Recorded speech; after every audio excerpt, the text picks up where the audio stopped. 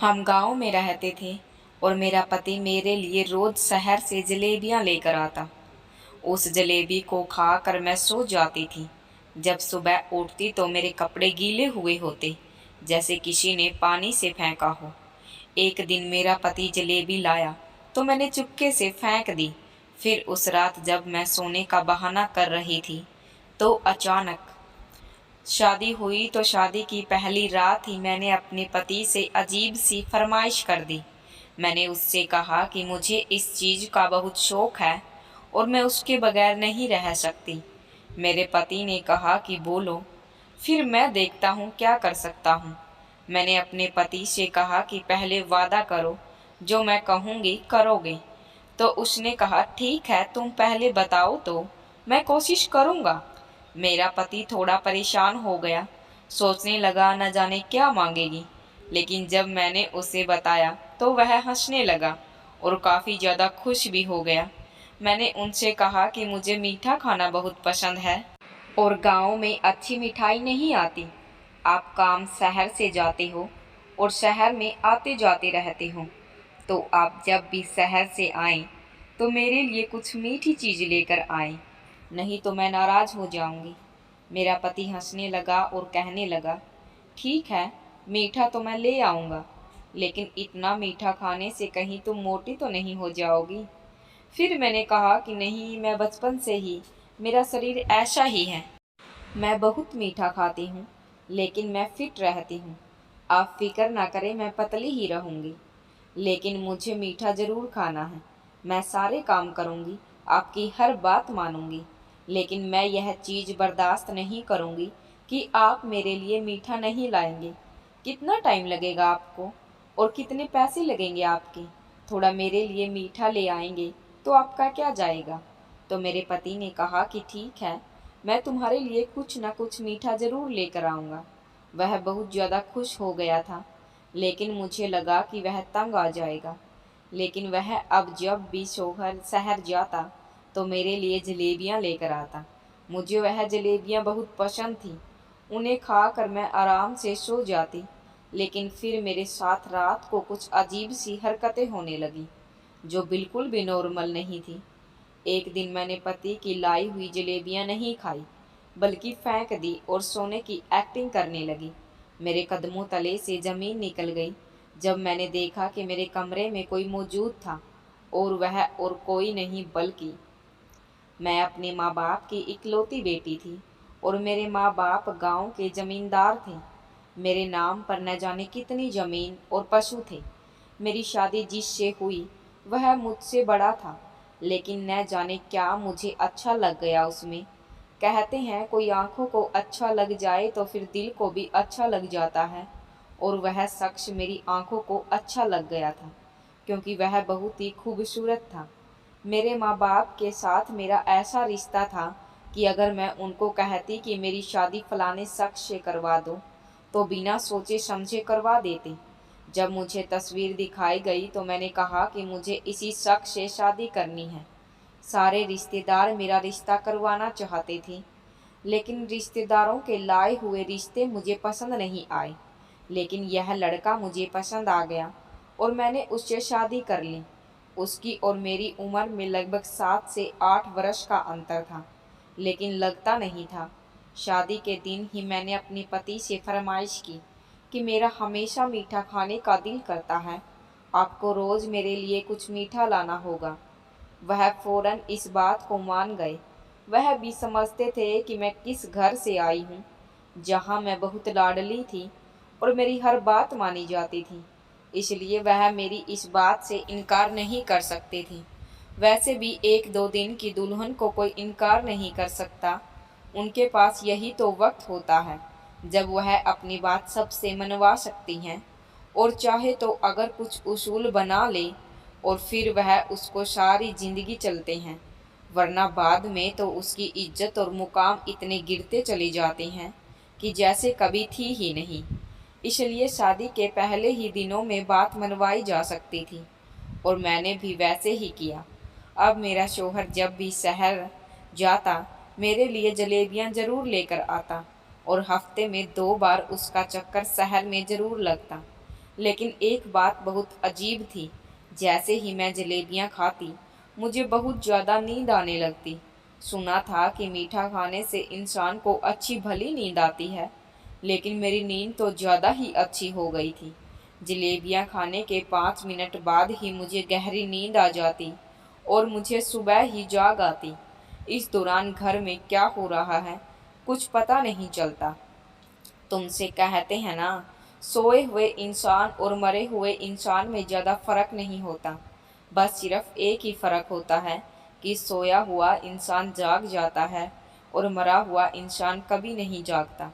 इसलिए मुझे सोए हुए को पता ही नहीं चलता कि क्या हो रहा है।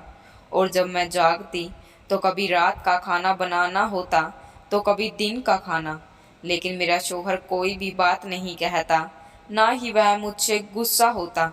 मुझे जागी हुई देखकर वह सिर्फ इतना ही कहता कि जाग गई हो तुम, चलो खाना खाते हैं, या कहता कि कहीं चलो बाहर चलते हैं, या कोई काम बता देता, लेकिन गुस्सा कभी नहीं करता। अगर उसकी जगह कोई और होता तो बहुत गुस्सा करता। अगर उसकी जगह और कोई होता तो कहता कि खा पी कर सो जाती हो और कोई काम नहीं है। इस बात का शुक्रिया मैं अल्लाह को करती हूँ। मुझे इस बात का पूरा यकीन हो गया कि मेरा शौहर मुझसे बहुत मोहब्बत करता है। उसे मेरी कोई बात बुरी नहीं लगती थी, लेकिन अब यह कुछ ज़्यादा ही हो रहा था। एक दिन मैं जलेबियाँ खाकर सो गई और मेरा शौहर घर पर नहीं था। जब इस टाइम तक वह घर पर आ जाया करता था और उसका फ़ोन भी बंद था। मैंने देखा बैठक की लाइट ऑन थी। जब मैं बैठक के करीब गई तो वहाँ से कुछ आवाज़ें आ रही थी। एक आवाज़ तो मेरे शौहर की थी, लेकिन दूसरी आवाज़ को मैं पहचान ना सकी। लेकिन इतना ज़रूर समझती थी कि दूसरी आवाज़ किसी लड़की की थी। लेकिन ओफ्ला बैठक में कोई लड़की मेरे पति के साथ क्या कर सकती थी? मेरा माथा ठनक गया और मुझे बहुत गुस्सा आया। मैंने बैठक में प्रवेश किया तो वहाँ खामोशी छा गई। 10-15 मिनट के बाद मेरा शौहर बाहर आया और कहने लगा, तुम जाग गई? तुम जाग कैसे गई? मैंने कहा, तुम जाग कैसे गई से क्या मतलब है? मैंने कहा, इंसान सोता है तो जागता भी है। कहने लगा, मेरा दोस्त आया हुआ है। मैंने कहा, दोस्त की आवाज़ तो नहीं लगती, मुझे किसी लड़की की आवाज़ लगी। तो कहने लगा, उसकी बीवी भी साथ में आई है। मैं कहने लगी, रात के 2 बजे हमारे घर में क्या कर रही हैं? तो मैंने कहा कि अगर बीवी आई है तो मैं भी उनसे मिलती हूँ, उनके लिए चाय नाश्ता का इंतज़ाम करती हूँ। तो मेरे शौहर ने कहा कि रहने दो, वो लोग चले गए। बैठक का एक दरवाज़ा बाहर की तरफ था। शायद मेरे शौहर ने उनको पिछले दरवाजे की तरफ से भेज दिया। कितनी अजीब सी बात है, रात के 2 बजे कौन अपनी बीवी को दोस्त के घर लाता है? मुझे मेरे शौहर पर शक हो गया, लेकिन फिर मैंने सोचा कि वह ऐसे नहीं हो सकते। मेरे शौहर मुझसे इतनी मोहब्बत करते हैं, मेरी हर एक बात मानते हैं, मेरी हर फरमाइश को पूरा करते हैं। उसने घर में नौकरानी भी रख दी थी। मुझे तो सिर्फ खाना बनाना होता था और वह भी कभी कभी तो खाना खुद भी बना देते थे या बाहर से ले आते थे। मेरी ज़िंदगी तो इतनी अच्छी गुजर रही थी। मुझे तो इतना अच्छा शौहर मिला था, मुझे उस पर शक करने की क्या ज़रूरत है? मेरे शौहर ने मुझसे कहा कि मुझे कुछ पैसों की ज़रूरत है। मैंने पूछा, आपको कितने पैसों की ज़रूरत है? तो उन्होंने बहुत ही बड़ी रकम कह दी। मैंने कहा, यह पैसे तो बहुत ज़्यादा हैं। उन्होंने कहा कि तुम्हारे लिए पैसे कैसे ज़्यादा हो सकते हैं? तुम अपने पापा से कह दो। मैंने कहा कि मैं पापा से तो कह दूंगी, और उन्होंने जब पता चलेगा कि आप पैसे मांग रही हैं तो वह कुछ भी करके दे भी देंगे। मेरे शौहर ने कहा कि नहीं, बाबा के सामने मेरा नाम मत लेना, इन पैसों के लिए तुम अपना खुद का नाम लोगी। मैंने कहा कि मैं क्या कहूँगी, अभी अभी तो पापा ने मेरी शादी की थी, उन्होंने मेरी सारी फरमाइशें पूरी की थी। ऐसी कोई बड़ी फरमाइश भी नहीं है कि मैं उनसे कह दूं और वह पूरी कर दें। तो मेरे शौहर ने कहा कि अब यह तुम पर है कि तुम अपने बाबा से पैसे कैसे मांगोगी। बस मेरा नाम बीच में नहीं आना चाहिए, नहीं तो वह सोचेंगे कि हमारा दामाद हमारे पैसों पर नज़र रखता है, लालची है, खुद कुछ नहीं करता और हमसे पैसे मांगता है। तो फिर हमारी बेटी को क्या खिलाता होगा? मैंने कहा कि नहीं, आपकी इज्जत तो मेरी इज्जत है, किस तरह कोई बात नहीं करूँगी। आपको पैसे चाहिए ना, मैं अपने बाबा को आज ही कॉल करूँगी। मैंने अपने बाबा को कॉल की और उनसे कहा कि मुझे पैसों की ज़रूरत है। उन्होंने कहा कि बेटा, तुम्हें पैसों की क्यों ज़रूरत है। मुझे उनके सामने बहुत सारे बहाने बनाने पड़े और काफ़ी सारे झूठ बोले। उन्हें मनाया और उनसे कहा कि मुझे सोने का एक सेट लेना है। उन्होंने कहा कि हमने शादी में तुम्हें 100 तोले सोने दिया था, वह तुम्हारे किसी काम का नहीं है क्या। मैंने कहा कि नहीं, मुझे एक नया सेट का डिजाइन पसंद है, मुझे बस वही लेना है। मेरे शोहर ने भी मना कर दिया है, लेकिन बस मेरा उस सेट पर दिल अटक गया है। मेरे बाबा ने कहा कि तुम तो ऐसी कभी नहीं थी, लेकिन ठीक है, चलो तुम्हें वह सब पसंद है तो ले लो। मेरे पापा ने मेरे पास पैसे भेज दिए, जो मैंने अपने शोहर के हवाले कर दिए। एक दिन वह एक व्यक्ति आया और उसने एक फाइल मेरे हाथ में दे दी और कहा कि यह बड़े साहब को दे देना। मेरे शोहर ने कहा था कि वह ज़मीन को अच्छा करने के लिए पैसे लगा रही हैं, लेकिन उस फाइल को देखकर लग रहा था कि ज़मीन को तो बोना उन्होंने कब से छोड़ रखा है। मेरा शोहर उन पैसों से अय्याशी कर रहा था और घर का खर्च भी उन्हीं पैसों से चल रहा था। कल को अगर वह पैसे ख़त्म हो जाते तो वह फिर से मुझे पैसों के लिए कहता, क्योंकि उसके पास आमदनी का और कोई रास्ता नहीं था। मैंने जाकर अपनी अलमारी खोली तो उसमें भी जेवरात नहीं थे, यानी पैसों से पहले जो घर का खर्च चल रहा था वह मेरे जेवरातों से चल रहा था। मुझे एहसास तक नहीं था कि 100 तोले सोना मेरी अलमारी से गायब हो चुका था। इसका मतलब कि मेरा शोहर मुझे इस्तेमाल कर रहा है। वह मुझे न जाने क्या खिला रहा था। मैं हर टाइम सोती रहती थी। अब तो मेरा ब्लड प्रेशर भी लो हो रहा था। जब मेरी आँख खुलती तो मैं बैठक में महफिल चल रही होती और मेरा शोहर वहाँ गप्पे मार रहा होता। वहाँ कभी गानों की आवाज़ आती तो कभी लड़कियों की। जब मैं डॉक्टर के पास गई तो डॉक्टर ने मुझे कहा कि आपको नींद की गोलियां दी गई हैं। इतनी नींद किसी आम व्यक्ति को नहीं आ सकती, बल्कि आप तो प्रेग्नेंट भी नहीं हो, आपको ज़्यादा नींद आए। अब मेरा शक बढ़ गया था और मैंने एक दिन अपने शोहर की लाई हुई जलेबियां नहीं खाई और उनको फेंक दिया।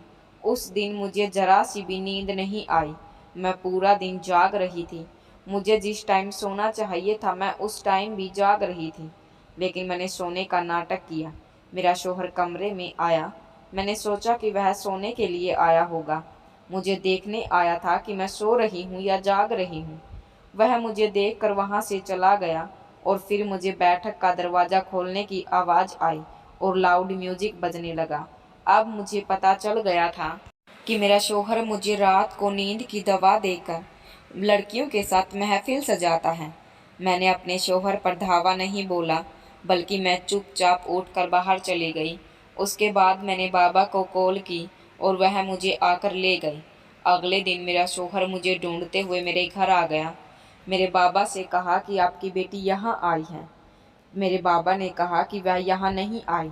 मैंने अपनी बेटी को तुझसे लेना है। मैंने उसे तुम्हारे साथ विदा किया था। कहाँ है मेरी बेटी? जबकि मैं तो अपने बाबा के घर पर ही थी। मेरे बाबा ने मेरे शोहर को बहुत जलील किया। वह मुझे जगह जगह ढूंढता फिर रहा था।